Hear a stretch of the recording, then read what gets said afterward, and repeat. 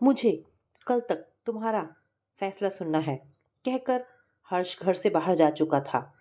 अब मनीषा में कुछ कहने की शक्ति नहीं रह गई थी। वह एकटक हर्ष को जाते तब तक देखती रही जब तक उसकी गाड़ी आंखों से ओझल नहीं हो गई। उसने सपने में भी न सोचा था कि एक दिन वह इस स्थिति में होगी। हर्ष ने उसे शादी का प्रस्ताव रखा था। उसके मन की मुराद पूरी होने जा रही थी, लेकिन एक तरफ उसका मन नाचने गाने को कर रहा था, तो दूसरी तरफ वो अपने घर वालों की प्रतिक्रिया की कल्पना करके परेशान हो रही थी। जब वे सुनेंगे कि मनीषा वापस इंडिया लौटकर नहीं आ रही है, तो पहले तो आश्चर्य करेंगे, भुनभुनाएंगे, और जब जानेंगी कि वह शादी करने जा रही है, तो गुस्से से फट पड़ेंगे। अरे, इस मनीषवा को इस उम्र में यह क्या पागलपन चढ़ा है। वे कहेंगे, लगता है कि यह सठिया गई है, इस उम्र में घर गृहस्थी बसाने चली है। लोग एक दूसरे से कहेंगे, कुछ सुना तुमने? अपनी मनीषा शादी कर रही है, बूढ़ी घोड़ी लाल लगाम। पता नहीं किस आंख के अंधे और गांठ के पूरे ने उसको फंसाया है। सचमुच शादी करेगा या शादी का नाटक करके उसे घर की नौकरानी बनाकर रखेगा। अब कुछ कहा नहीं जा सकता। मनीषा अपने आप से तर्क करती रही। क्या हर्ष सचमुच उससे प्यार करने लगा था? वह ऐसी परी तो नहीं है कि कोई उसके रूप पर मुग्ध हो जाए। उसकी नज़र सामने शीशे पर पड़ी। उसका चेहरा अभी भी आकर्षक था, पर समय चेहरे पर अपनी छाप छोड़ चुका था। आंखें बड़ी बड़ी थी, पर बुझी हुई। उनमें एक उदास भाव निहित था। उसका शरीर छरहरा और सुडौल था, पर उसकी जवानी ढलान पर थी।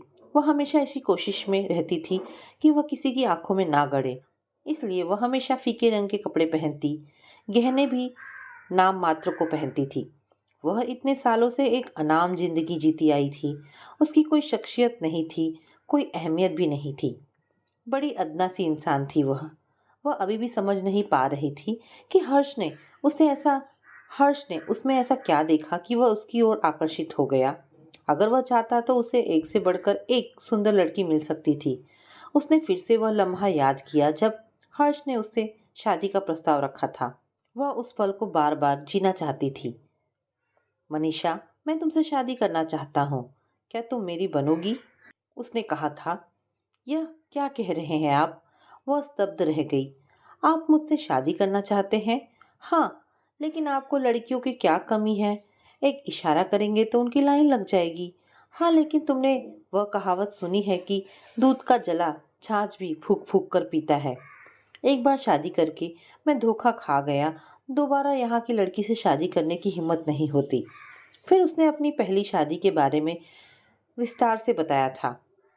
कैथरीन उसी अस्पताल में नर्स थी जिसमें मैंने यहाँ आकर ज्वाइन किया था। मैं इस शहर में बिल्कुल अकेला था, ना कोई संगी न साथी। कैथरीन ने दोस्ती का हाथ आगे बढ़ाया तो मुझे अच्छा लगा।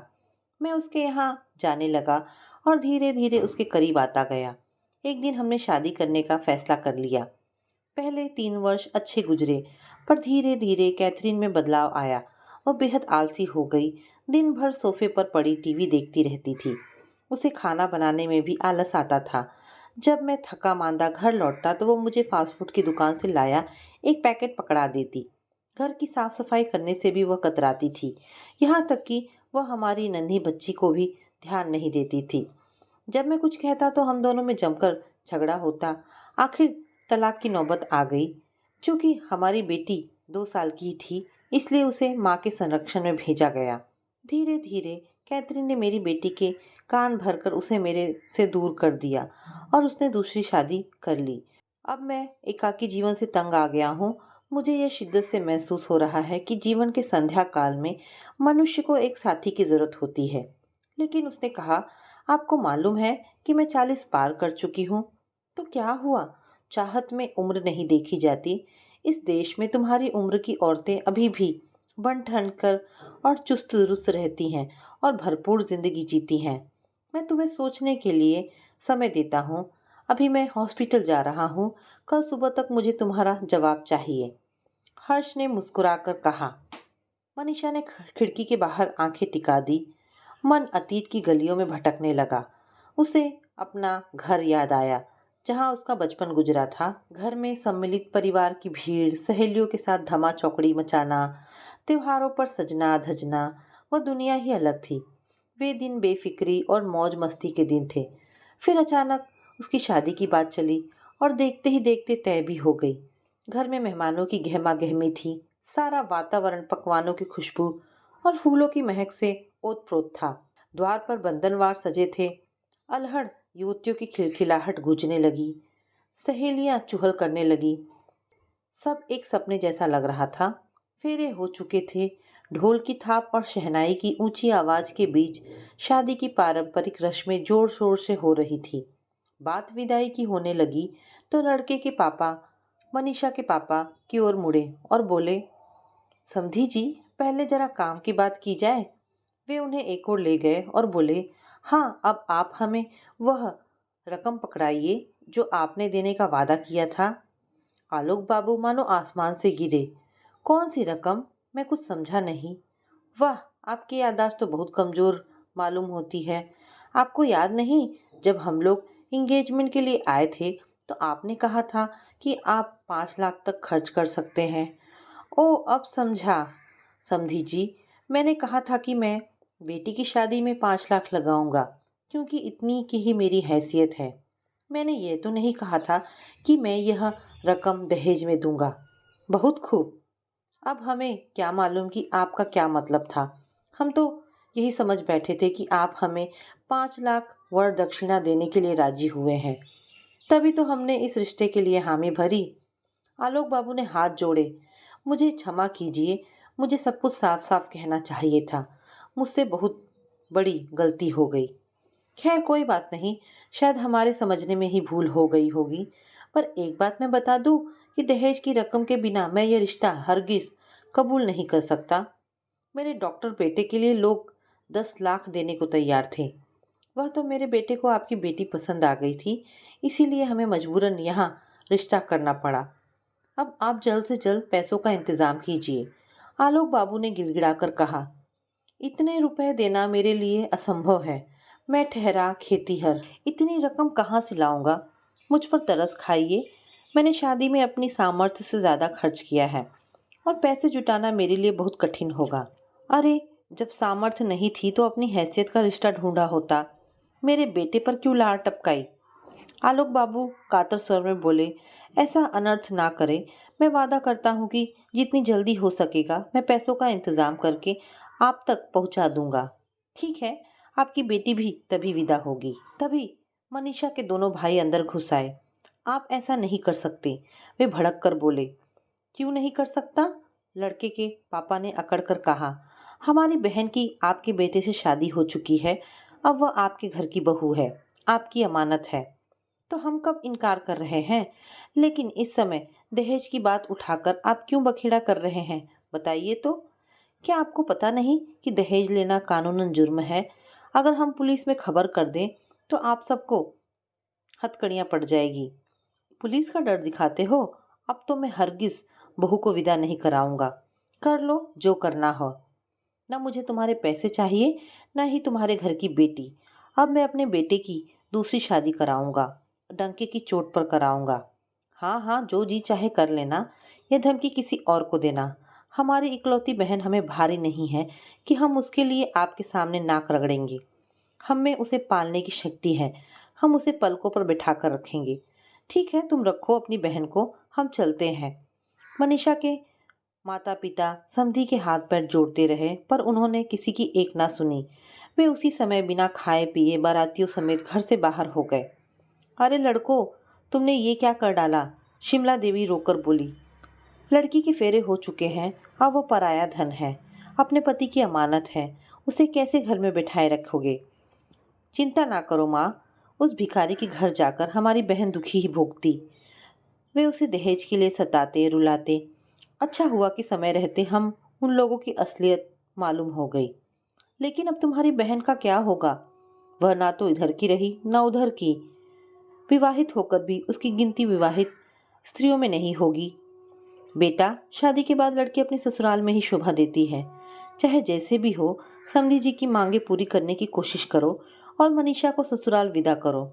माँ तुम बेकार में डर रही हो। हम समधी जी की मांगे पूरी करते रहे तो इस सिलसिले का कभी अंत ना होगा। एक बार उनके आगे झुक गए तो वे हमें लगातार झुकाते रहेंगे।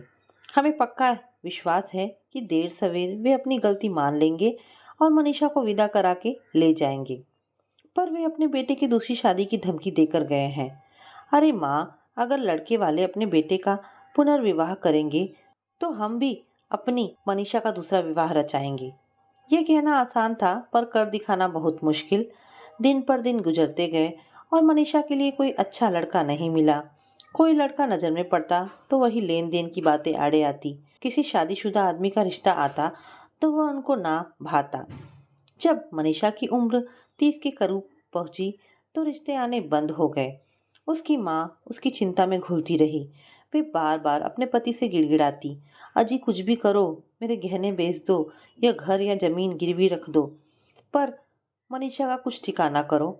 जवान बेटी को कितने दिन घर में बिठा कर रखोगे? मुझसे उसकी हालत देखी नहीं जाती। एक बार आलोक बाबू अपने बेटों से चोरी छिपे समधी के घर भी गए, पर अपना सा मुंह लेकर वापस आ गए। उन्होंने बताया कि उनका बेटा पढ़ाई करने के लिए विदेश जा चुका है और उसके जल्दी लौटने की कोई उम्मीद नहीं है। उन्होंने दो टूक शब्दों में कह दिया कि अच्छा होगा कि आप लोग अपनी बेटी के लिए कोई और लड़का देख लें। अब रही सही आशा भी टूट चुकी थी। आलोक बाबू गुमसुम रहने लगे। एक दिन उन्हें दिल का दौरा पड़ा और वे नहीं रहे। उनके दोनों बेटे शहर में नौकरी करते थे। माँ, उन्होंने कहा, तुम्हारा और मनीषा का अब यहाँ इस घर में अकेले रहना मुनासिब नहीं होगा। बेहतर होगा कि तुम दोनों हमारे साथ चलकर रहो। बड़े बेटे अजीत को दिल्ली में रेलवे विभाग में नौकरी मिली थी। रहने को तो घर था। माँ बेटी अपना सामान समेटकर उसके साथ चल दी। माँ ने जाते ही बेटे का घर का चूल्हा चौका संभाल लिया और मनीषा के जिम्मे आए अन्य छिटपुट काम उसने अपने नन्हे भतीजे भतीजी को देख रेख का काम संभाल लिया। कुछ दिन बाद उसके दूसरे भाई का फोन आया। माँ, तुम्हारी बहू को बच्चा होने वाला है। तुम तो जानती हो कि उसकी माँ नहीं है। उसे तुम्हें ही संभालना होगा। हम तुम्हारे ही भरोसे हैं। हाँ हाँ, क्यों नहीं, माँ ने उत्साह से कहा और वे तुरंत जाने को तैयार हो गई। मनीषा को भी उनके साथ जाना पड़ा। अब उनकी जिंदगी का यही क्रम हो गया। बारी बारी से दोनों भाई माँ बेटी को अपने यहाँ बुलाते। माँ के देहांत के बाद भी मनीषा इसी ढर्रे पर चलती रही। उसके मेहनती और निरीह स्वभाव से सब प्रसन्न थे। उसकी अपनी कोई मांग उसकी अपनी मांगे अत्यंत सीमित थी। उसे किसी से कोई अपेक्षा नहीं थी। उसकी कोई आकांक्षा नहीं थी। उसके जीवन का उद्देश्य ही था दूसरों के काम आना। वह हमेशा सबकी मदद करने को तैयार रहती थी। उसके भाइयों की देखा देखी उसके अन्य रिश्तेदारों भी उसे गरज पड़ने पर बुलाने लगे थे। हर कोई उससे कसकर काम लेता और अपना उल्लू सीधा करने के बाद उसे टरका देता। मनीषा के दिन किसी तरह बीत रहे थे। कभी कभी वह अपने एकाकी जीवन की एक रास्ता से उब जाती। जब वह अपनी हम उम्र स्त्रियों को अपनी गृहस्थी में रमी देखती, उन्हें अपने परिवार में मगन देखती, तो उसके कलेजे में एक हुक उठती। लोगों की भीड़ में वह अकेली थी। जब तब उसका मन अनायास ही भर आता और जी करता कि वह फूट फूट कर रोए। पर उसके आंसू पोंछने वाला भी तो कोई नहीं था। उसके ससुर की लालचपन और उसके भाइयों की अकड़ ने उसकी जिंदगी पर घात किया था। अब वह एक बिना साहिल की नाव के मानिंद डूब उतरा रही थी। उद्देश्यहीन, गतिहीन हर्ष का प्रस्ताव सुनकर मनीषा चौंक उठी थी। उसने तो सपने में भी नहीं सोचा था कि इस उम्र में कोई उसके सामने शादी का प्रस्ताव रखेगा। उसके सामने पूरा अतीत नाच उठा। जब दहेज की वजह से बारात दरवाजे से लौट गई थी, फिर मनीषा के लिए कोई घर वर ना मिला तो वह अपनी माँ के साथ बारी बारी से दोनों भाइयों के पास रहकर नाव की तरह डूब उतर रही थी। मनीषा के बड़े भाई अजीत की बेटी नेहा की शादी हो गई और वह विदेश जा बसी। जब वह गर्भवती हुई तो उसे मनीषा की याद आई। तो वह अपने पापा से बोली, पापा आप किसी तरह बुआ जी को यहाँ भेज दो तो मेरी परेशानी हल हो जाएगी। वे घर भी संभाल लेंगी और बच्चे को भी देख लेंगी। यहाँ के बारे में तो पता है ना आपको, बेबी सिटर और नौकरानियाँ घंटे के हिसाब से चार्ज करती हैं। इससे हमारा तो दिवाला ही निकल जाएगा। हाँ हाँ, तुम्हारे लिए मनीषा कभी मना नहीं करेगी। पर कुछ दिनों से वह गठिया के दर्द से परेशान है। अगर तुम लोग उसके लिए मेडिकल इंश्योरेंस करा लो तो अच्छा रहेगा। सुना है कि उस देश में बीमार पड़ने पर हॉस्पिटल और डॉक्टरों के इलाज में बड़ा भारी खर्च होता है। हाँ हाँ, क्यों नहीं, ये कौन सी बड़ी बात है। बुआ का बीमा करा लिया जाएगा। बस आप उन्हें जल्द से जल्द रवाना कर दे। मनीषा विदेश के लिए रवाना हो गई। उसकी भतीजी उसे एयरपोर्ट पर लेने आई थी।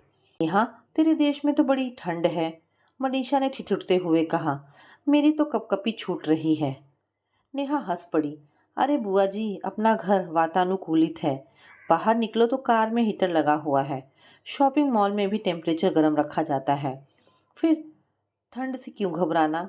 हाँ, एक बात का ख्याल रखना, बाहर पैर रखो तो बर्फ में पाँव फिसलने का डर रहता है, इसलिए जरा संभल कर रहना। फिर उसने मनीषा के गले लगकर कहा, बुआ जी तुम आ गई तो मेरी सब चिंता दूर हो गई। अब तुम मुझे वे सभी चीज़ें बनाकर खिलाना जिन्हें खाने के लिए मेरा मन ललचाता है। घर पहुंचकर नेहा ने कहा, बुआ आपका बिस्तर बेबी के रूम में लगा दिया है। जब बेबी पैदा होगा तो शायद रात में एक आध बार बच्चे को दूध की बोतल के लिए उठना पड़ेगा। और हाँ, सुबह किट्टू को ज़रा बाहर ले जाना होगा, क्योंकि आपको तो पता है मेरी नींद आसानी से नहीं खुलती। ये किट्टू कौन है। अरे किट्टू हमारा छोटा सा कुत्ता है। कल ही मनीष उसे खरीद कर लाए हैं। हमने सोचा कि बच्चे को उसका साथ अच्छा लगेगा। पर बेटी, इतने नन्हे बच्चे के साथ कुत्ता पालना अक्लमंदी है क्या। जानवर का क्या ठिकाना, कभी बच्चे को नुकसान पहुंचा दे तो। अरे नहीं बुआ, ऐसा कुछ नहीं होगा, आप बेकार में डर रही हैं।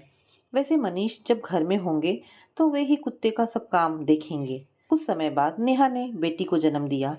मनीषा ने घर का काम संभाल लिया और बच्ची की जिम्मेदारी भी ले ली। वह दिन भर बहुत सारे काम करती और रात को निढाल होकर पलंग पर पड़ जाती। काम वह भारत में भी करती थी, पर वहाँ के लोग भी तो उसका हाथ बटाने के लिए थे। यहाँ वह अकेली पड़ गई थी।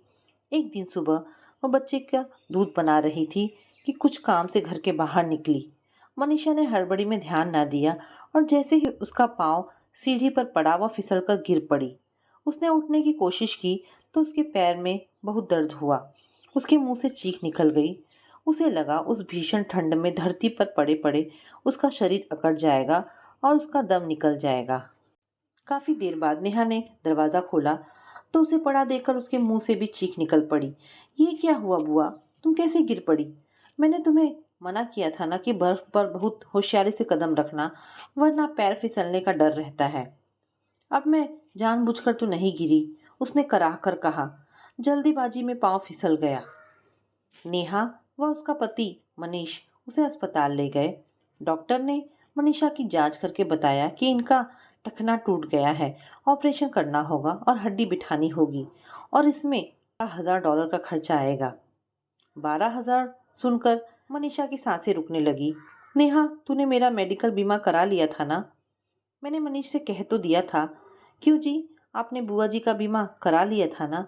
ओहो, ये बात तो मेरे ध्यान से बिल्कुल उतर गई। नेहा अपने हाथ मलने लगी। ये आपने बड़ी गलती की। अब इतने सारे पैसे कहाँ से आएंगे। वे इधर उधर फोन घुमाते रहे। आखिर उन्हें एक डॉक्टर मिल गया जो मनीषा का ऑपरेशन $6,000 में करने को तैयार हो गया। प्लास्टर उतरने वाले दिन नेहा अपनी बुआ को हॉस्पिटल ले गई। प्लास्टर उतरने के बाद जब मनीषा ने पहला कदम उठाया तो देखा कि उसका टूटा हुआ पैर सीधा नहीं पड़ रहा था। उसके पैर डगमगाए और वह कुर्सी पर गिर पड़ी। हाय, ये क्या हो गया, उसके मुंह से निकला। डॉक्टर ने पैर की जांच की और बोले, लगता है पैर सेट करने में ज़रा गलती हो गई। अब जब आप चलेंगी तो आपका एक पैर थोड़ा टेढ़ा पड़ेगा। आपको छड़ी का सहारा लेना होगा और कोई चारा नहीं है। मनीषा की आंखों से झरझर आंसू बह निकले। वह अब अपाहिज हो गई। अब वह बैसाखियों के सहारे चलेगी। बुढ़ापे में उसे दूसरों के आश्रय जीना होगा। तभी एक नर्स उसके पास आ गई। मैडम, आप ओपीडी में चलिए। हमारे हॉस्पिटल में एक विजिटिंग डॉक्टर आए हैं जो आपके पैर की जांच करना चाहते हैं। कौन डॉक्टर। मनीषा ने अपनी आंसुओं से भीगा चेहरा ऊपर उठाया। डॉक्टर हर्ष। हर्ष, ये कैसा नाम है। वे आपके ही देश के ही हैं। चलिए, मैं आपको व्हीलचेयर में लेकर चलती हूँ। मनीषा का दिल जोरों से धड़क उठा। क्या ये वही थे। नहीं। उसने अपना सिर हिलाया। इस नाम के तो और भी डॉक्टर हो सकते हैं। पर डॉक्टर को देखते ही उसका शक दूर हो गया। वही है, वही है। उसके दिल में एक धुन सी बजने लगी। हालांकि मनीषा उन्हें पूरे 20 साल बाद देख रही थी, पर उन्हें पहचानने में उसे एक पल की देरी भी ना हुई। ये छवि तो उसके दिल में अंकित थी। उसने भावुक होकर सोचा, इनकी तस्वीर तो उसने सहेज कर अपने बक्से में रखी हुई थी। वह हर रोज अकेले में तस्वीर को निकालती, उसे निहारती और उस पर आंसू बहाती। ये तस्वीर उन दोनों की मंगनी के अवसर पर ली गई थी। एक प्रति मनीषा ने सबकी नज़र बचाकर चुराकर अपने पास रख ली थी। उसने सुना था कि हर्ष विदेश जाकर वहीं के हो गए थे। उसने एक उड़ती हुई खबर यह भी सुनी थी कि हर्ष ने एक गोरी मैम से शादी कर ली थी और इस बात से उसके माता पिता बहुत दुखी थे। डॉक्टर हर्ष कैबिन में आए। मनीषा ने उन पर एक भेदी नज़र डाली। क्या उन्होंने उसे पहचान लिया था? शायद नहीं। उन्होंने उसका पैर जांचा। आपका ऑपरेशन सही तरीके से नहीं किया गया है, इसीलिए आपकी चाल टेढ़ी हो गई है। दोबारा हड्डी तोड़कर फिर से जोड़नी पड़ेगी। ओह! इसमें तो भारी खर्चा आएगा। मनीषा चिंतित हो उठी। डॉक्टर, हमारे पास इतने पैसे नहीं हैं। हाँ, बोल उठी। हम सोच रहे हैं कि इन्हें वापस भारत भेज दें। वहाँ पर इनका इलाज हो जाएगा। पैसे की आप चिंता ना करें, हर्ष ने कहा। मैं इनका इलाज अपने क्लिनिक में करा दूंगा। एक भारतीय होने के नाते हमें परदेश में एक दूसरे की मदद तो करनी ही चाहिए। ओ डॉक्टर साहब, आपने हमें उबार लिया, नेहा बोली। मैं कल वापस जा रहा हूँ। आप कहे तो इन्हें साथ ले जाऊंगा। ऑपरेशन के बाद इन्हें थोड़ा आराम की ज़रूरत है, फिर ये इंडिया जा सकती हैं। ऑपरेशन होने के बाद हर्ष ने पूछा, अब आप क्या करना चाहेंगी? अपनी भतीजी के पास रहेंगी या और कहाँ जाऊंगी? मेरा तो कोई और ठिकाना ही नहीं है, मनीषा ने कहा। मेरा एक सुझाव है, यदि अन्यथा ना समझे तो आप कुछ दिन मेरे यहाँ रह सकती हैं। आपके यहाँ? मनीषा चौंक पड़ी। लेकिन आपकी पत्नी, आपका परिवार? हर्ष हंस दिया। मैं अकेला हूँ, विश्वास कीजिए, मुझे आपके रहने से कोई परेशानी नहीं होगी। बल्कि इसमें मेरा भी एक स्वार्थ है। मैं कभी कभी अपने देश का खाना खाने को तरस जाता हूँ। हो सके तो मेरे लिए एक आध डिश बना दिया करिए। और कॉफ़ी का तो मैं बहुत ही शौकीन हूँ, दिन में कई कप पीता हूँ। आप बना दिया करेंगी ना? वह हंस पड़ी। वह उससे ढेरों सवाल करना चाहती थी। वह अकेला क्यों था? उसकी पत्नी कहाँ थी? लेकिन वह अभी उसके लिए नितांत अजनबी ही थी, इसलिए उसने चुप्पी साध ली। हर्ष के घर पर आकर उसे ऐसा लगा था कि वह अपने मुकाम पर पहुंच गई है। उसे एक फिल्मी गाना याद आया, जिंदगी के सफ़र में गुजर जाते हैं जो मुकाम वो फिर नहीं आते। 2 महीने में वह ठीक होकर चलने लगी।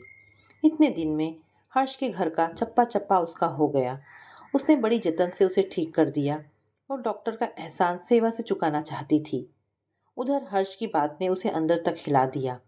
लेकिन मनीषा ने सोचा, आज उसके जीवन में ये अनहोनी घटी थी। उसका गुजरा हुआ मुकाम फिर लौट आया था।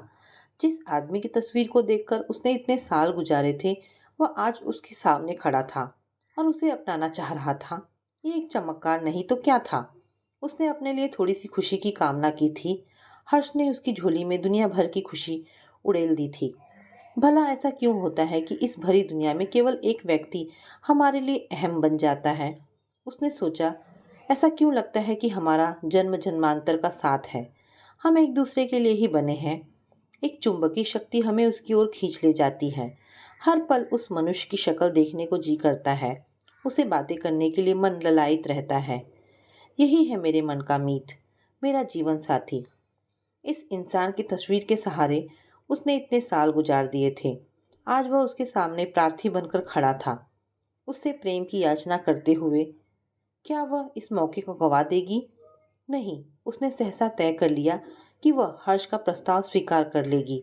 अगर उसने ये मौका हाथ से निकल जाने दिया तो वह जीवन भर पछताएगी। आज तक वह औरों के लिए जीती आई थी, अब वह अपने लिए जिएगी। और रही उसके परिवार की बात, तो चाहे उन्हें अच्छा लगे चाहे बुरा, उन्हें उसके फैसले को स्वीकार करना ही होगा। घड़ी का घंटा बज उठा तो उसकी तंद्रा भंग हुई। ओह! वह बीते दिनों की यादों में इतना खो गई कि उसे वक्त का ध्यान ही ना रहा। वह उठी और उसने एक एक करके घर का काम निपटाना शुरू कर दिया। उसने रूम की सफाई की। आज उसे इस घर में एक अपनापन महसूस हो रहा था। हर एक चीज़ पर प्यार आ रहा था। उसने हर्ष के कपड़े करीने से लगाए, बगीचे से फूल लाकर कमरों में सजाए। उसकी निगाहें घड़ी की ओर लगी रही। जैसे ही घड़ी में 9 बजे घर का मुख्य द्वार खुला और हर्ष ने प्रवेश किया। ओह! वह एक कुर्सी में पसर कर बोला, आज मैं बहुत थक गया हूँ। आज सुबह से 3 ऑपरेशन करने पड़े। मनीषा के मन में हर्ष पर ढेर सारा प्यार उमड़ आया। उसने कॉफ़ी का कप आगे बढ़ाया। ओह थैंक्स। वह कॉफ़ी के घूंट भरता रहा और उसे एकटक देखता रहा। वह तनिक असहज हो गई। ऐसे क्या देख रहे हैं? तुम्हें देख रहा हूँ। आज तुम्हारे चेहरे पर एक नई चमक है, एक अजीब सलोनापन है। ये काया पलट क्यों हुई? वह शर्मा गई। क्या आप नहीं जानते? शायद जानता हूँ, पर तुम्हारे मुंह से सुनना चाहता हूँ। उसके मुंह से बोल ना निकला। मनीषा, कल मैंने तुमसे कुछ पूछा था, उसका जवाब क्या है, बोलो। हाँ कि ना? मनीषा ने धीरे से कहा। हाँ। हर्ष ने उठकर उसे अपने बाहों में ले लिया। मनीषा, आज मैं बहुत खुश हूँ। मुझे पता था कि तुम मेरा प्रस्ताव नहीं ठुकराओगी, तभी मैंने तुम्हारे लिए अंगूठी पहले से ही खरीद कर रखी थी। उसने जेब से एक मखमली डब्बी निकाली और उसमें से एक हीरे की अंगूठी निकालकर उसकी उंगली में पहना दी। मैं तुम्हें एक और चीज़ दिखाना चाहता था। वह क्या? हर्ष ने अपना हाथ आगे किया। मनीषा चिहुक उठी। उसे लगा वह रंगे हाथों पकड़ी गई। अरे! वह हकलाने लगी। ये तस्वीर तो मेरे बक्से में थी। ये आपको कहाँ से मिली? ये तस्वीर मैंने आपके बक्से से नहीं ली मैडम। ये तो मेरे मेज की दराज में पड़ी रहती है। मनीषा अवाक उसकी ओर देखने लगी। शर्म से उसकी कनपटियाँ लाल हो गई। मनीषा की प्रतिक्रिया देखकर हर्ष हंस पड़ा। अरे पगली, जिस तरह तुमने हमारी मंगनी के अवसर पर ली गई ये तस्वीर संभाल कर रखी थी, उसी तरह मैंने भी एक तस्वीर मौका पाकर उड़ा ली थी। इसे जब तक देखकर तुम्हारी याद ताज़ा कर लिया करता था। वह शर्मा गई। ओह, तो आप जान गए थे कि मैं कौन हूँ? और नहीं तो क्या? तुमने क्या सोचा कि मुझे अनजान लोगों का मुफ्त इलाज करने का शौक है? उस दिन हॉस्पिटल में तुम्हें पहली नज़र में ही पहचान गया था। तुम्हें भला कैसे भूल सकता था? आखिर तुम मेरा पहला प्यार जो थी। और आपने यह बात मुझसे इतने दिनों तक बड़ी होशियारी से छिपाए रखी। उसने मीठा उलाहना दिया। और करता भी क्या? तुम्हारा आगा पीछा जाने बगैर मैं अपना मुंह ना खोलना चाहता था। मैं तो यह भी ना जानता था कि तुम शादीशुदा हो या नहीं, तुम्हारे बाल बच्चे हैं या नहीं। तुम्हें अचानक अपने सामने देखकर मैं चकरा गया था। जब तुम्हें रोते हुए देखा तो कारण जानकर तुम्हारी मदद करने का फैसला कर लिया। जब हमारी बातों के दौरान यह पता चला कि तुम्हारी शादी नहीं हुई है और ना ही तुम्हारे जीवन में कोई और पुरुष आया है, तो मैंने तुम्हें अपना बनाने का निश्चय कर लिया। मेरा तुम्हें अपने घर बुलाने का भी यही मकसद था। मैं तुम्हारा मन टटोलना चाहता था। मैं चाहता था कि हम दोनों में नज़दीकियाँ बढ़े, हम एक दूसरे को जानें और परखें।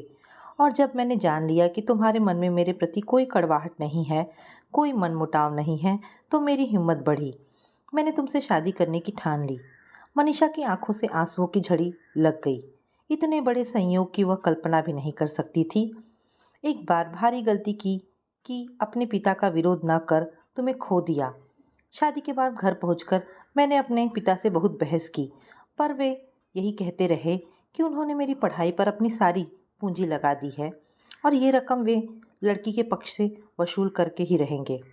मैंने भी गुस्से से भरकर विदेश जाने की ठान ली, जहाँ से ढेर सारे डॉलर कमाकर अपने पिता को भेज सकूं और उनकी लालच को शांत कर सकूं।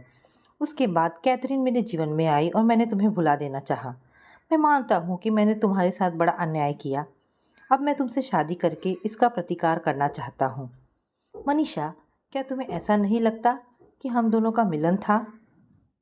किसी अज्ञात शक्ति ने हमें एक दूसरे से मिलाया है, नहीं तो ना तुम विदेश आती और ना हम यूँ अचानक मिलते। उसने मनीषा के आंसू पोंछे। यह समय इन आंसुओं का नहीं, ये हमारी नई जिंदगी की शुरुआत है। मनीषा, अभी भी कुछ नहीं बिगड़ा है। जो कुछ बीत गया उसे भुला दो और भावी जीवन की सोचो। हमें एक दूसरे का साथ मिला तो हम बाकी ज़िंदगी हंसते खेलते गुजार देंगे। कल हम अपनी शादी के लिए रजिस्ट्रार ऑफिस जाएंगे, ठीक है? फिर भी शादी के लिए हमें 2-4 चीज़ों की ज़रूरत तो पड़ेगी ही। मसलन नई साड़ी, मंगलसूत्र वगैरह। मंगलसूत्र मेरे पास है। अरे वह कैसे? मैं आपका दिया हुआ ये मंगलसूत्र हमेशा अपने गले में पहने रहती हूँ। यह एक कवच की तरह मेरे गले में पड़ा हुआ है। सच? हर्ष हंस पड़ा। मनीषा सिहर उठी। उसे ऐसा लगा कि उसका शरीर एक फूल की तरह खिलता जा रहा है। वह हर्ष के आगोश में सिमट गई। उसे अपनी मंजिल जो मिल गई थी। तो दोस्तों, ये कहानी यहाँ पर समाप्त होती है। आशा करती हूँ कहानी आपको पसंद आई होगी। अगर कहानी पसंद आई है तो प्लीज़ इसे लाइक एंड शेयर करें। हाँ, और ऐसी ढेरों पारिवारिक और शिक्षाप्रद कहानी सुनने के लिए हमारे चैनल को प्लीज़ सब्सक्राइब करें। धन्यवाद दोस्तों।